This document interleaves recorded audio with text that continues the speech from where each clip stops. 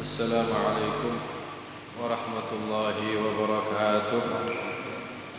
بسم الله الرحمن الرحيم. الحمد لله رب العالمين، الصلاة والسلام على سيد المرسلين سيدنا وحبيبنا ومولانا محمد وعلى آله وأصحابه أجمعين.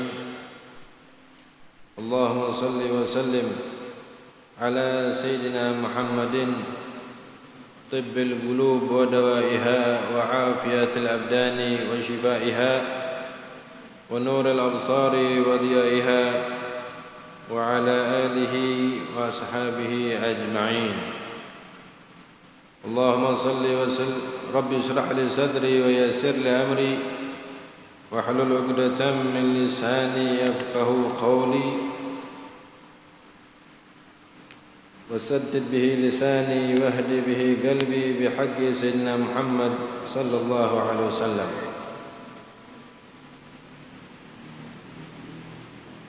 أما بعد،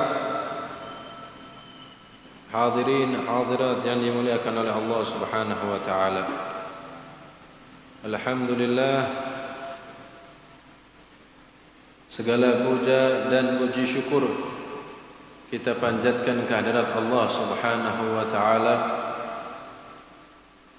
yang memberikan kita berbagai macam kenikmatan. Allah lah yang menurunkan segala kenikmatan, dan Allah lah yang maha memberi berbagai macam cobaan, dan Allah berhak untuk menurunkan azab kepada siapapun yang Allah kehendaki, dan begitu juga Allah berhak untuk menurunkan rahmah, maghfirah kepada hamba yang Allah kehendaki.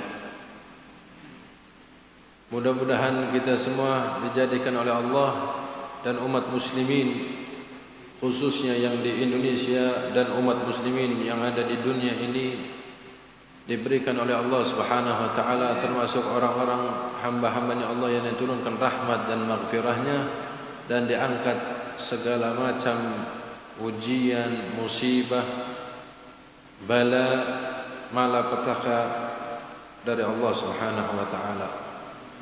Allahumma ya kafiyal bala ikfinal bala qabla nuzulihi minas sama'.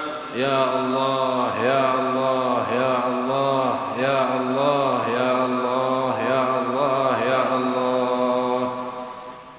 Sebaiknya kita baca doa itu setiap hari, bukan hanya di hari Selasa saja, tapi sebaiknya dibaca setiap hari dan setiap waktu. Mudah-mudahan kita semua dijauhkan dari bala dari Allah Subhanahu wa taala, dan mudah-mudahan penyakit corona yang menjalar ke seluruh dunia, yang pada artinya hakikatnya atau maknanya penyakit corona tersebut yaitu terjadilah orang dilarang berkerumun, dilarang untuk melakukan kegiatan, dibatasi dan lain sebagainya. Mudah-mudahan corona menjadi tidak ada di dunia ini. Namanya corona, kon ora ngaji, kon ora megawe mekaya, kon ora muludan, kon ora kerumunan dan lain sebagainya. Tapi mudah-mudahan tidak lama lagi Allah angkat corona itu. Amin ya rabbal alamin. Melanjutkan pembahasan tentang manaqib, sedikit sekelumit setetes dari lautan kemuliaan Sayyidina Umar ibn al-Khattab radhiyallahu ta'ala anhu wa ardhah.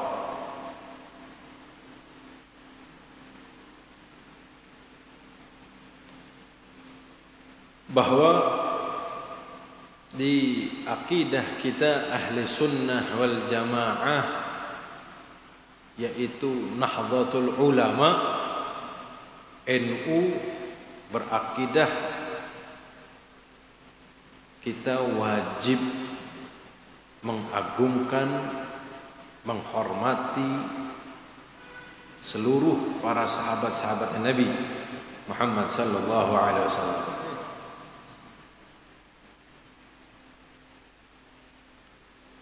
Di dalam hadis bahwa Rasulullah sallallahu alaihi wasallam di dalam kitab Asy-Syifa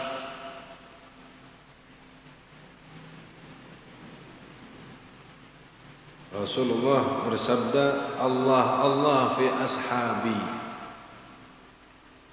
faman ahabbahum fabihubbi uhibbuhum, waman abghadahum fabibughdi abghadahum, waman adahum faqad adani, waman adani faqad adallah, waman adallah yushiku an yakhudah. Yang artinya Allah fi ashabi, hati-hati dengan sahabat-sahabatku, aku titip sahabat-sahabatku. Ini wasiat Nabi Muhammad sallallahu alaihi wasallam.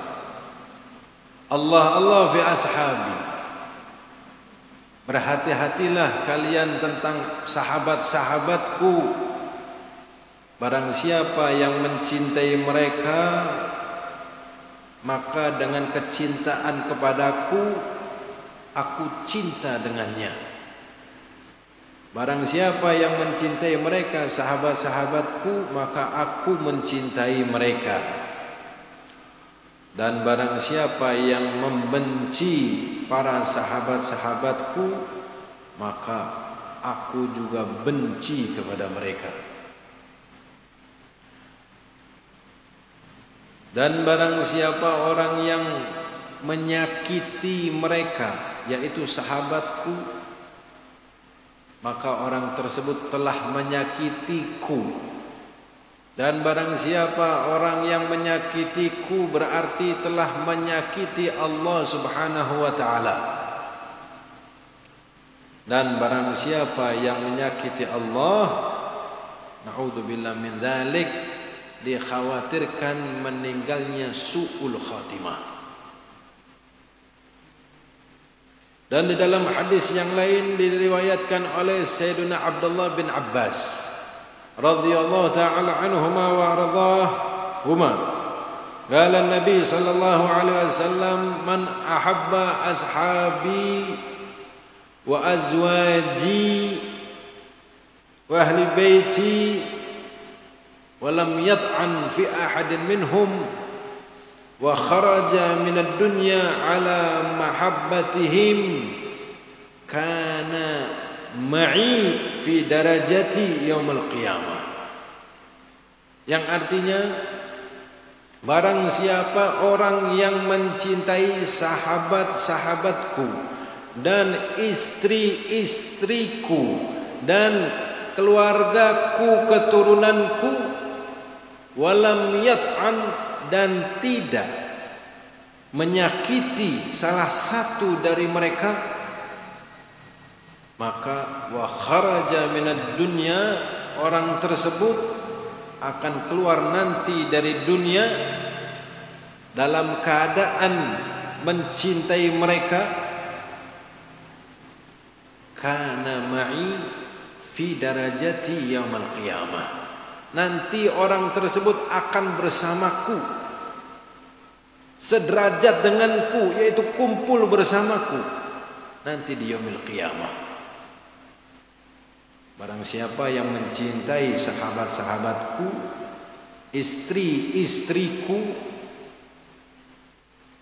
keluargaku, keturunanku, dan tidak menyakiti mereka, salah satu dari mereka, dan dia keluar dari dunia, meninggalnya dalam keadaan di hatinya mencintai mereka, menghormati, mengagungkan mereka, maka nanti akan bersamaku, kata Nabi, di yaumil qiyamah. Allahumma rzuqna wa iyyakum husnul khatimah wa husnul aqibah wa yuhsyar ma'al anbiya wal mursalin was sahabah wat tabi'in wa ahlil baitil mutahharin fi khairin wa lutfin wa afiyah, amin ya rabbal alamin. Oleh karena itu hati-hati dijaga akidah itu, akidah kita, akidah ahli sunnah wal jamaah yang di dalam naungan yang di Indonesianya Nahdlatul Ulama. Karena ada sebagian orang mengaku ahli sunnah wal jamaah, ya, tapi bukan masuk ke dalam naungan Nahdlatul Ulama. Nah, kita bukan dari mereka, tidak.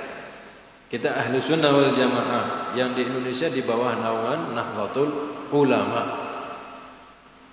Ini akidahnya seperti ini, yang sudah diajarkan, yang sudah diturunkan, diwarisi oleh para ulama kita terdahulu, mobil khusus yang ada di Indonesia.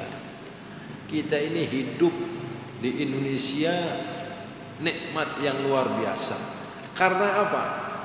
Tiada lain karena berkahnya orang-orang tua kita dahulu. Karena berkahnya mereka dari segala aspek, apapun aspeknya, itu karena berkahnya orang-orang tua kita terdahulu. Jadi jangan menyalahkan orang-orang tua kita terdahulu. Kalau yang menyalahkan orang-orang tua kita terdahulu, berarti orang itu telah durhaka kepada orang-orang tua kita terdahulu. Itulah salah satu yang diajarkan oleh para ulama untuk mencintai dari gurun ba'dal qarn, dari zaman menuju ke zaman yang berikutnya, untuk mencintai sahabat Nabi, ahlul bait Nabi, istri-istri Nabi, keturunan Nabi, para awliya illah, para ulama salihin. Pernah pada zaman sahabat Nabi sallallahu alaihi wasallam, Sayyidina Abdullah bin Abbas berguru sama salah satu sahabat Nabi yang senior, yang sudah sepuh.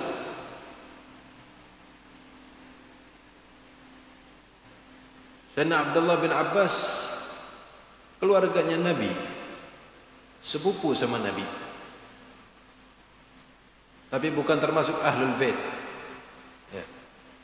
Tapi keluarga Nabi. Itu masih remajanya belajar sama sahabat Nabi yang lebih senior. Ketika datang ke rumah gurunya, tidak berani mengetuk pintu, hanya duduk di depan pintu rumah gurunya. Ta'ziman li syekhihi, mengagungkan gurunya, menghormati gurunya. Sehingga begitu keluar sahabat tersebut, saya lupa namanya, kalau tidak salah Sayyidina Zaid, keluar dari rumahnya, melihat muridnya sudah nunggu di depan pintu. Kalau sekarang tidak, pintunya tertutup, santri mengucapkan alhamdulillah, libur ngaji. Terus ditanya oleh gurunya, ya Syekh, ya Abdullah, kenapa kau tunggu di sini? Tidak ketok pintu. Singkat cerita, begitu mau berangkat, mau keluar ke satu tempat sama gurunya, gurunya naik ke atas keledai atau onta.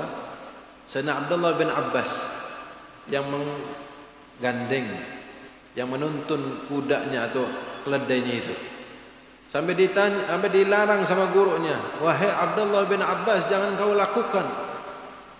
Bukan seperti itu aku memperlakukan dirimu, karena engkau adalah keluarganya Nabi sallallahu alaihi wasallam. Aku tidak pantas memperlakukan dirimu seperti ini. Dijawab oleh Sayyidina Abdullah bin Abbas, hakadha, yang seperti inilah aku dididik, diajarkan untuk menghormati seorang guru. Begitu turun dari tumpakannya, sahabat tersebut ketika salaman sama Abdullah bin Abbas, dicium tangannya Abdullah bin Abbas. Guru mencium tangan muridnya. Yang guru ini lebih sepuh, dicium tangannya. Sayyidina Abdullah bin Abbas menolaknya sambil mengatakan, tidak seperti ini, tidak seperti ini, tidak pantas aku dilakukan seperti ini olehmu. Dijawab oleh gurunya, hakadha, seperti inilah aku dididik untuk menghormati, menghargai, mencintai keluarganya Nabi Muhammad sallallahu alaihi wasallam. Lihat hubungan yang romantis antar sahabat, saling menghormati, saling menghargai, saling mencintai antara satu sama lain.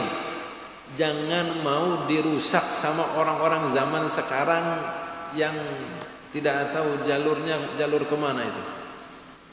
Jadi harus dipertahankan akidah yang seperti ini.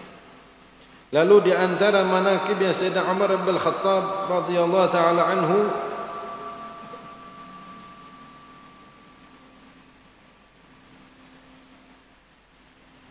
diriwayatkan oleh Sayyidina Ali bin Abi Talib radhiyallahu taala anhu wa ardhah, sami'tu Rasulullah sallallahu alaihi wasallam yaqul, aku mendengar Nabi Muhammad sallallahu alaihi wasallam bersabda,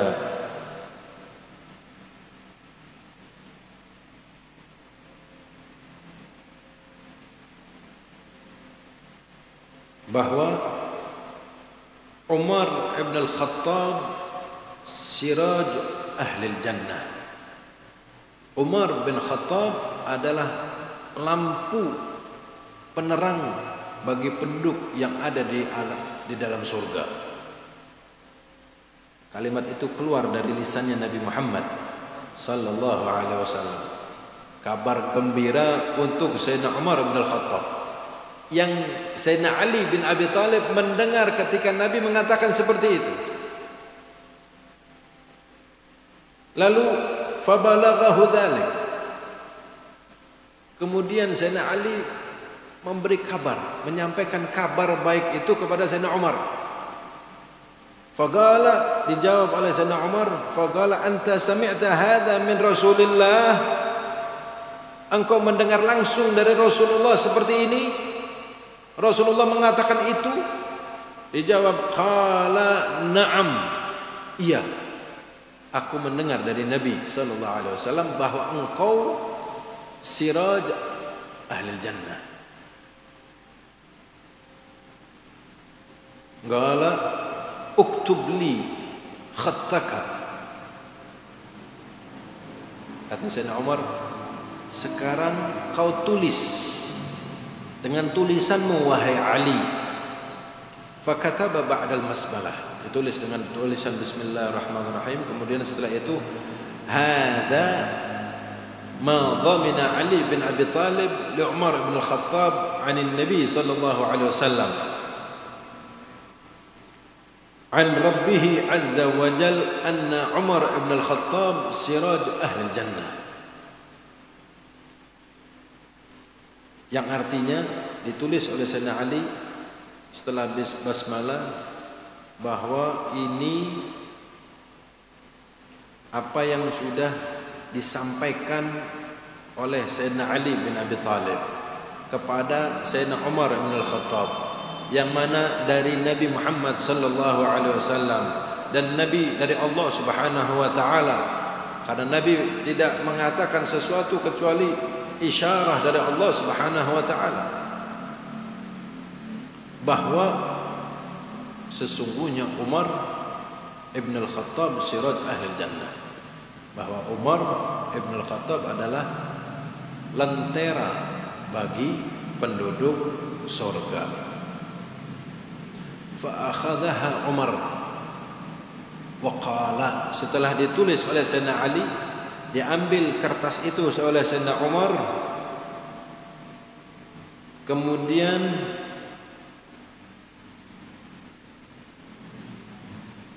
ij'aluha fi kafani hatta ulqiya biha rabbi.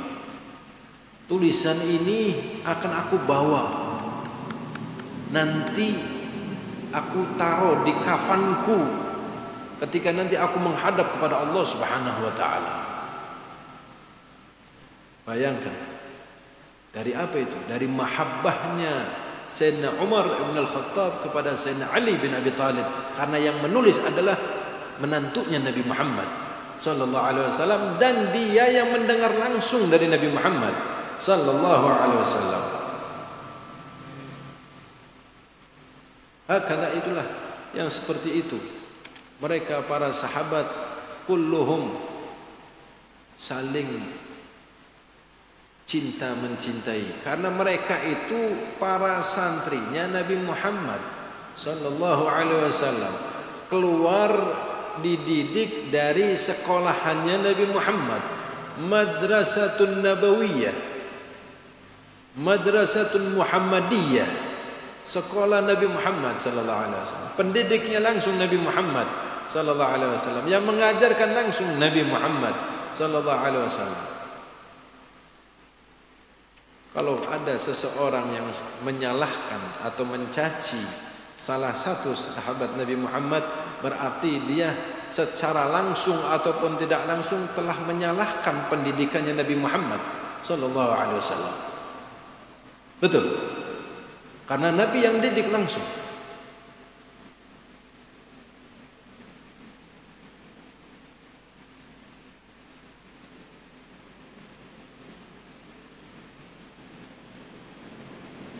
Lalu di antara kewaliannya Sayyidina Umar bin Al-Khattab radhiyallahu ta'ala anhu, pernah suatu ketika Sayyidina Umar mengirim rombongan al-jaysh, para bala tentaranya, untuk pergi ke satu negeri. Kebetulan nyuruh ada salah satu namanya Sariyah. Ketika di dalam itu Sayyidina Umar tidak ikut, memimpin di kota Madinah, yang mana dipimpin oleh Sayyidina Khalid bin Walid. Iya, panglima perangnya. Itu Sayyidina Khalid bin Walid selama memimpin peperangan tidak pernah kalah. Berapa puluh atau ratus peperangan Sayyidina Khalid bin Walid tidak pernah kalah di dalam memimpin peperangan, menjadi panglima. Seluruh sekujur tubuhnya tidak sepi dari bekas pedang yang mengena tubuhnya, atau tombak, atau anak panah. Di sekujur tubuhnya tidak pernah kalah, dan tidak mati dalam keadaan peperangan. Itu yang dia dambakan, kepengen mati syahid di dalam peperangan. Bayangkan. Tapi matinya apa? Mati alal firash, matinya di rumah. Kata Sayyidina Khalid bin Walid, aku berharap kepadamu ya Allah, aku ingin mati syahid. Kok sekarang kenapa aku ditakdirkan mati dalam keadaan di atas kasur, di rumah, seperti manusia lemah gitu. Tapi begitu karena kecintaannya kepada Allah, kepada Nabi Muhammad sallallahu alaihi wasallam, sampai dijuluki apa? Saifullah, ya, pedangnya Allah Subhanahu wa taala. Ketika di dalam satu peperangan tersebut, rombongan ini mengalami ishtaddal hal, perang yang sangat berkecamuk, yang khawatir ini kalah karena musuh berkali-kali lipat jumlahnya, lebih banyak daripada muslimin. Sayyidina Umar di Madinah. Ini peperangan di negeri lain. Sayyidina Umar waktu itu sedang khutbah di atas mimbar. Itu seraya mengatakan, ya Sariyah al-Jabal, ya Sariyah al-Jabal, ya Sariyah al-Jabal. Maksudnya, Sariyah, naik ke atas gunung. Lagi khutbah, ngomong kepada salah satu panglima perang yang dikirim oleh Sayyidina Umar di negeri lain. Sayyidina Umar kayak melihat TV, kalau bahasa kita sekarang, melihat keadaan ini muslimin khawatir kalah. Sayyidina Umar memberikan isyarat untuk naik ke atas gunung supaya kalian selamat. Fasami'ahu Sariyah wa man ma'ah. Itu Sariyah sama teman-temannya semua mendengar suaranya Sayyidina Umar bin Al-Khattab untuk naik ke atas gunung. Wahum bi ardil ajam, itu di negeri, bukan di negeri Arab lagi peperangan tersebut. Fanhazu ilal jabal fanasarahumullahu alal a'da. Kemudian mereka semua berbondong-bondong ke atas gunung, kemudian dimenangkan oleh Allah Subhanahu wa taala peperangan tersebut. Bayangkan Sayyidina Umar di Madinah bisa masih memberikan aturan, taktik, siasat di dalam peperangan, memberikan komando langsung untuk menyelamatkan muslimin. Itu salah satu karamahnya Sayyidina Umar bin Khattab. Kemudian salah satu lagi, wa atat zalzalatun 'azima fi zamanihi hatta kadatil jibal an taqa'. Pernah suatu ketika ada gempa bumi di zaman Sayyidina Umar bin Khattab di Madinah. Ada gempa bumi, ada sampai gunung-gunung tuh sampai kayak mau hancur dari dahsyatnya. Nggak tahu berapa skala Richter ya. Kemudian fadarabal arda bisauti. Sayyidina Umar punya tongkat. Itu bumi dipukul sama tongkatnya Sayyidina Umar bin Khattab. Wa qala laha, seraya mengatakan kepada bumi, uskuni in lam akun adlan fawailun li Umar. Tenanglah kau, kalau aku tidak berbuat adil, maka neraka wail pantas untuk diriku, layak untuk diriku, kalau aku tidak berbuat adil. Fasakanat walam ya'ti ba'daha mithluha. Langsung seketika itu goncangan itu berhenti dan tidak pernah terjadi lagi. Di situ isyarah dengan kalimatnya Sayyidina Umar, uskuni in lam akun adlan fawailun li Umar. Kalau aku tidak berbuat adil di dalam memimpin rakyatku, maka tempatnya adalah di neraka jahanam, neraka wail.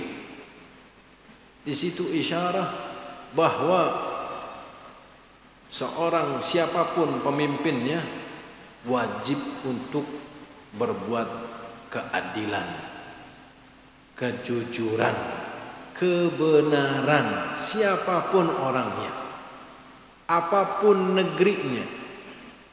Kalau tidak berbuat keadilan, tidak berbuat kemakmuran buat rakyatnya, tidak menjaga rakyatnya, tidak mengayomi rakyatnya, tidak melindungi rakyatnya,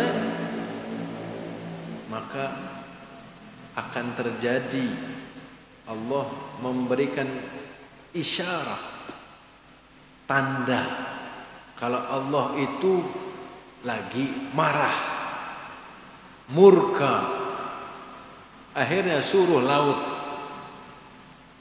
tsunami, banjir, gunung meletus, gempa bumi, banjir bandang, longsor. Itu mereka semuanya makhluk Allah lagi pada demo, lagi demo sama negeri ini atau negeri yang lain, lagi demo, memberikan tanda isyarat, hei, hati-hati, jujurlah, berbuat adillah, berbuat kebenaranlah, tebarkan kesejahteraanlah, makmurkan rakyatnya. Ini tanda lagi demo, kasih peringatan oleh Allah Subhanahu wa taala. Ayo, bingung semuanya. Yang berkuasa bingung, yang punya duit bingung, yang punya segala macam bingung. Ini karena makhluk-makhluknya Allah pada demo, marah, disuruh sama Allah Subhanahu wa taala, digerakkan oleh Allah Subhanahu wa taala, walillahi ma fis samawati wa ma fil ard. Yang ada di langit dan di bumi itu miliknya Allah. Jadi diharapkan dengan ujian-ujian ini atau cobaan-cobaan ini, diharapkan mereka yang memimpin haraplah sadar dan bertaubatlah kepada Allah.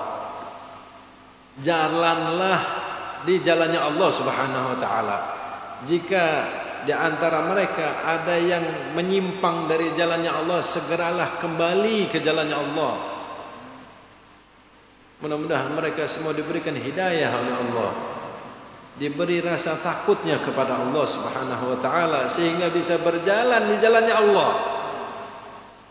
Tapi kalau tidak mau berjalan di jalannya Allah, Allah masih kasih sayang terhadap kita, masih beruntung kita ini masih diberikan isyarat, tanda.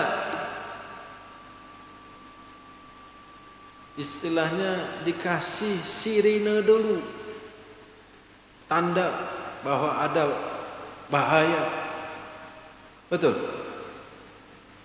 Kalau bagi liman ya'gil, kalau orang yang berakal, akalnya digunakan di tempatnya. Akal tempatnya di sini, digunakan di sininya, bukan di lututnya atau di belakangnya. Liman ya'qil. Mudah-mudahan mereka semua diberikan oleh Allah Subhanahu wa taala kekuatan untuk bisa menjalani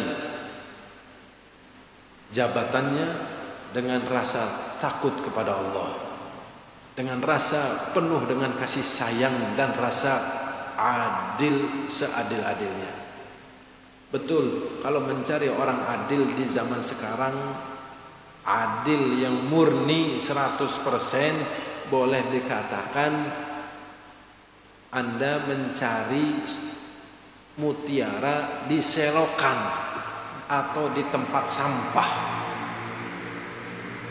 Itu kemungkinan adanya atau dapatnya sangat-sangat minim sekali.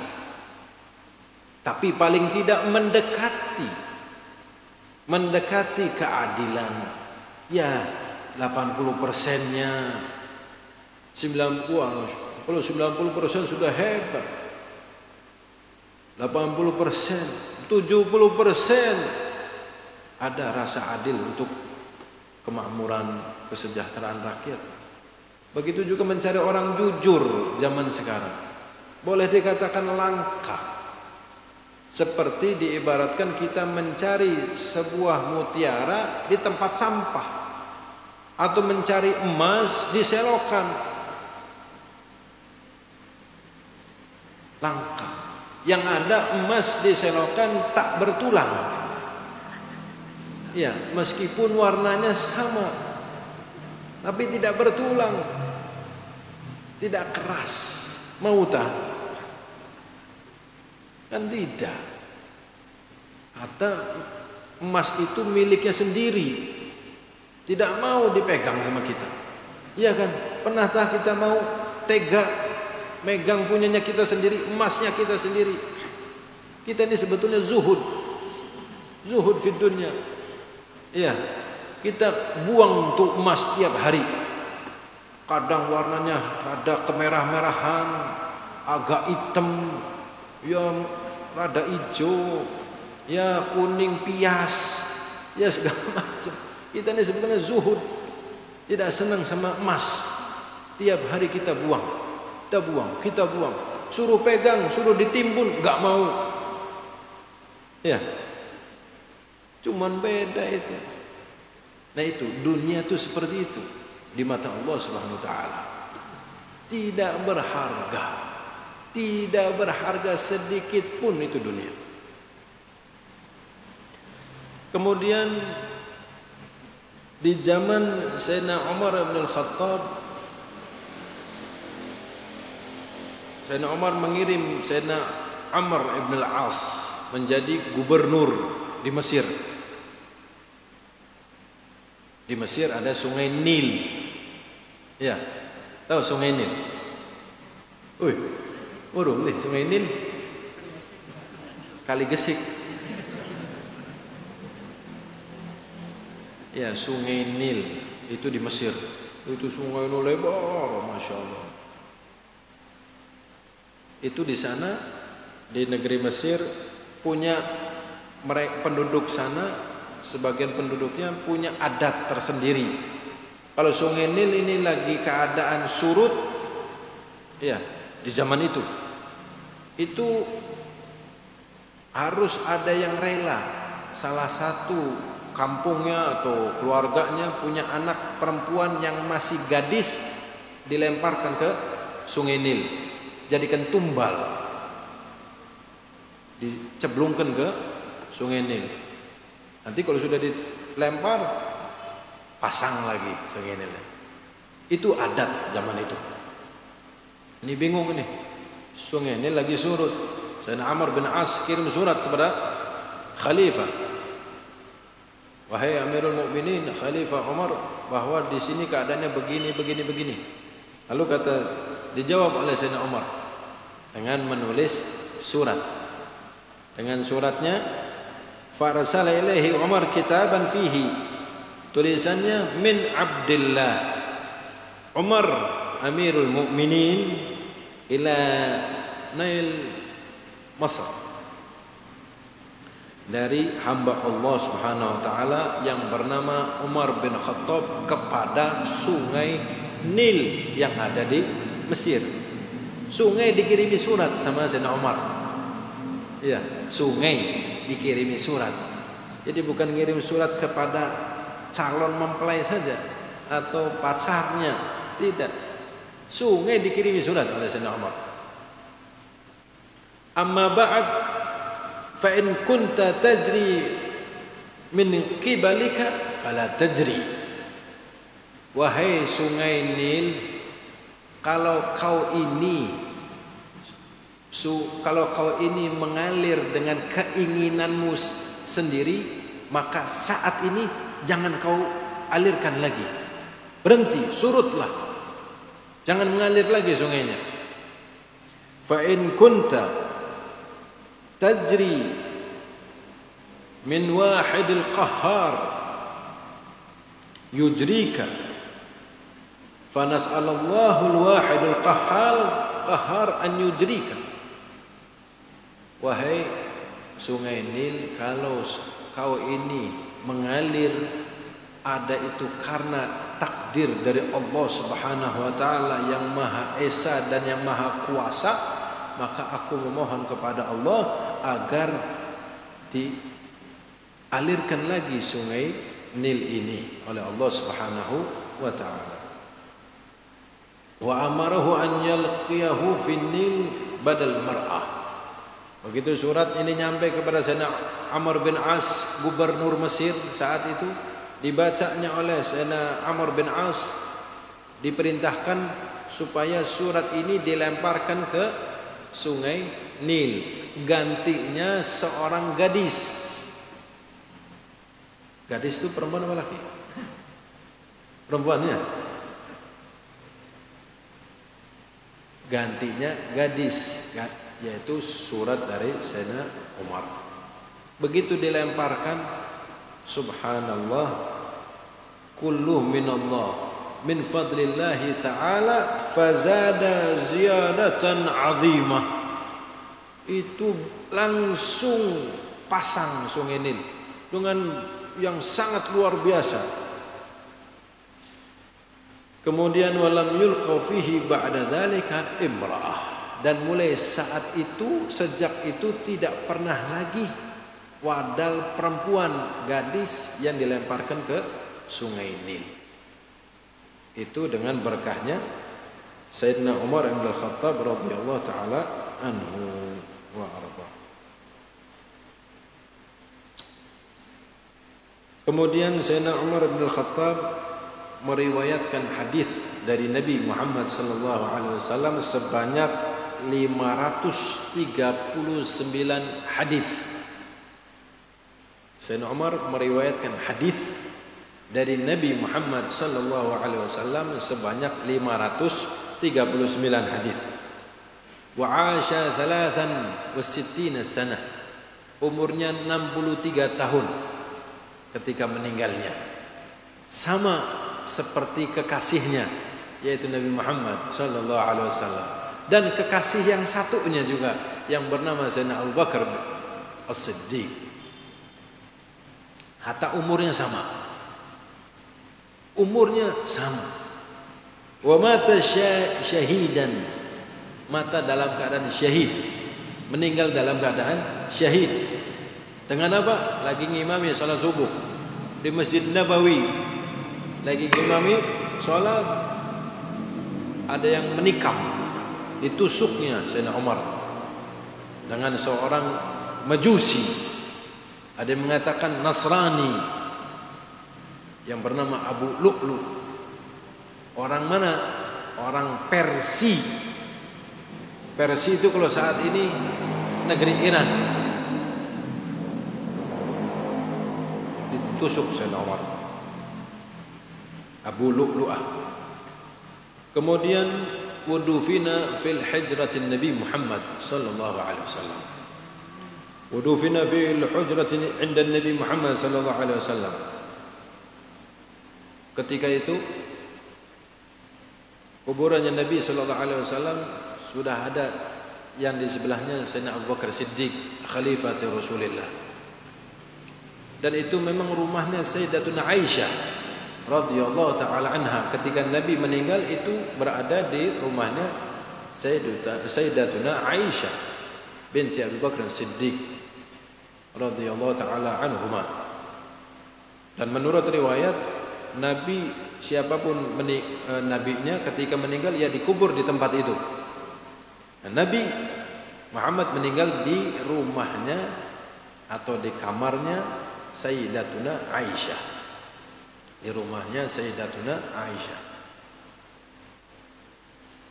Rasulullah meninggal dikubur di situ. Sayyidina Abu Bakar Siddiq, ayahnya Siti Aisyah, meninggal dikubur di sebelahnya. Ya. Sayyidina Aisyah tinggal masih tetap di situ, di rumah itu. Karena Rasulullah suaminya, Sayyidina Abu Bakar bapaknya, semuanya muhrim. Sayyidina Umar ketika setelah ditusuk oleh Majusi tersebut,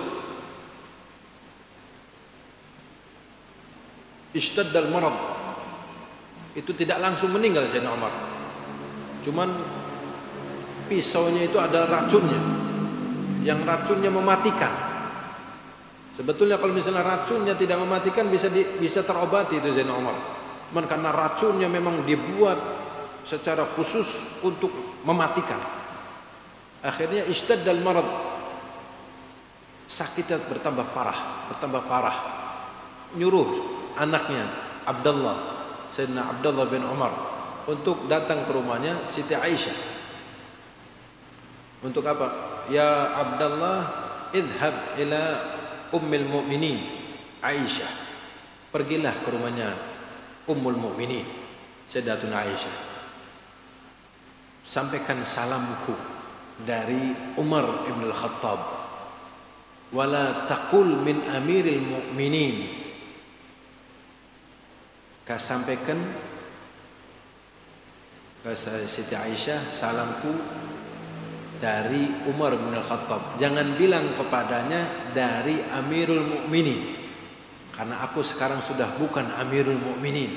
Aku sekarang sudah bukan khalifah lagi, karena aku sekarang sudah menuju ke jalannya Allah Subhanahu wa taala, meninggal dunia. Umurku tidak lama lagi. Sampaikan kepadanya salamku kepadanya dan sampaikan kepadanya, aku memohon izin, minta izin dari beliau untuk seandainya aku meninggal kepengen dikubur di sebelah kedua sahabatku. Baik, kalau diizinkan kuburkan aku di sana. Tapi kalau tidak diizinkan jangan kita paksa. Tidak boleh kita paksa karena aku sekarang bukan orang siapa-siapa, dan walaupun aku sebagai siapa-siapa tidak pantas, tidak diperbolehkan, diharamkan untuk memaksa suatu kehendak.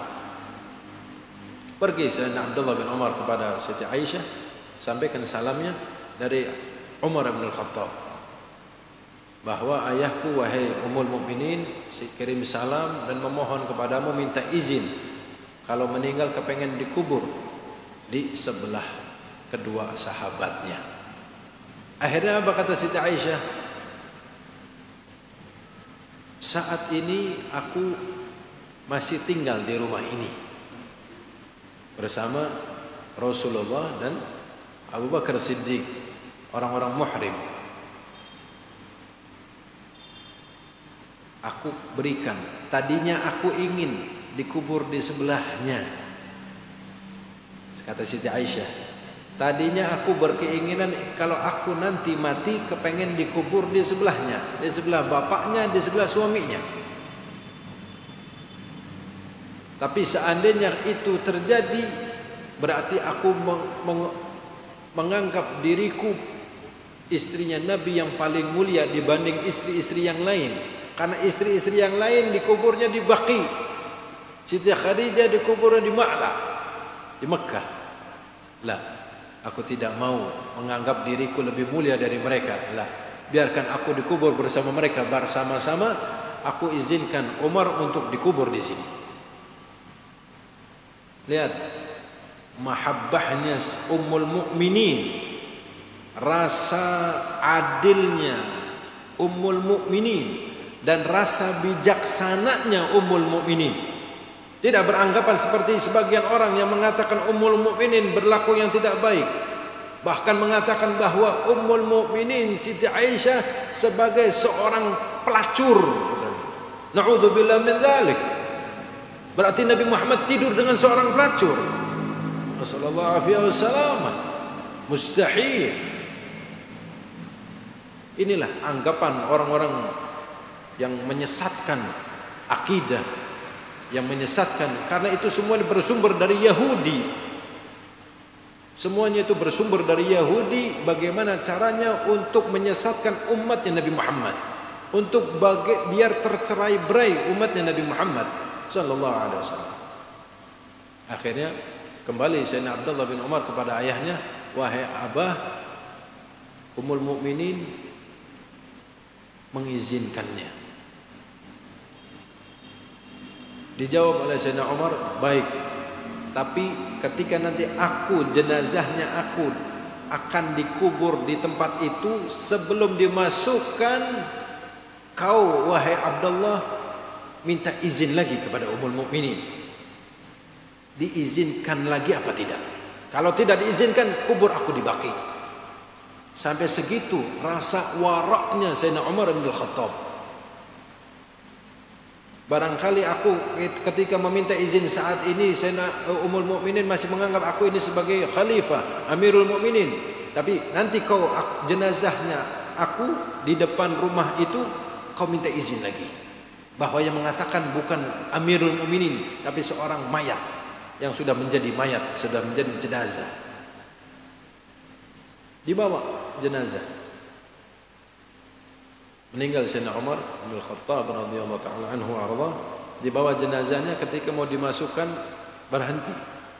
Sayyidina Abdullah bin Umar mengatakan, minta izin lagi oleh Siti Aisyah atas perintah ayahnya, padahal sudah cukup dengan izin yang pertama. Tapi tidak, karena perintah ayahnya. Wahai Ummul Mukminin, ayahku mengatakan lagi meminta izin kepadamu, apakah kau mengizinkan, meridainya? Dijawab oleh Ummul Mukminin, ghatibtu nafsi, hatiku sudah ridho, aku rela, ridho, bahagia, senang Umar dikubur di sini. Enggak perlu pakai izin lagi, cukup dengan izin yang pertama. Lihat, ketika dimasukkan berada di depan, karena waktu itu Hujrah Syarifah tergembok. Ya, makamnya itu pintunya tergembok, ada gemboknya. Wa sami'u ghailan minha, ketika mau dimasukkan, semua orang yang mengantar jenazah Sayyidina Umar mendengar suara tanpa rupa mengatakan udkhulul habiba ilal habib, masukkanlah kecintaan kepada orang yang dicintainya, masukkanlah seorang pecinta kepada orang yang dicintainya. Sayyidina Umar seorang pecinta kepada siapa? Kepada Nabi Muhammad sallallahu alaihi wasallam dan kepada Sayyidina Abu Bakar Siddiq radhiyallahu taala anhu. Fa innal habiba ilal habibi mushtaqun, sesungguhnya